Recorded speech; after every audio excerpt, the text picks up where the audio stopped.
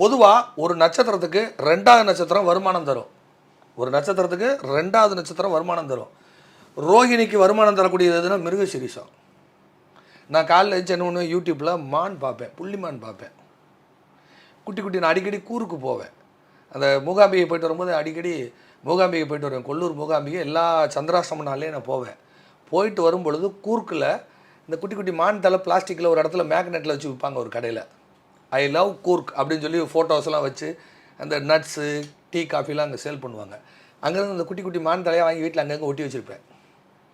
எங்கெங்கே ஸ்டீல் இருக்கோ அங்கெல்லாம் அந்த மேக்னெட்டை ஒட்டி வச்சுருப்பேன். அப்போ எனக்கு அது வருமானம் தர்றது எது? மிருகசீரிஷம்.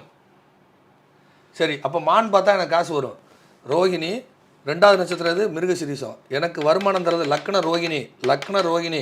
எனக்கு வருமானம் தர்றது மிருகசீரிஷம்.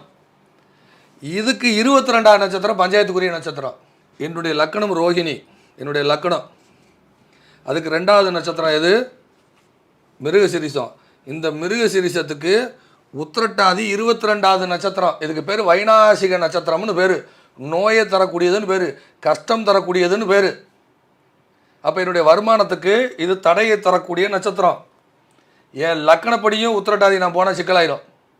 என் ராசி என்னுடைய நட்சத்திரம் பூர நட்சத்திரம் அடிப்படி நான் உத்திரட்டாதி திருப்பதி போனால் சிக்கலாயிடும்.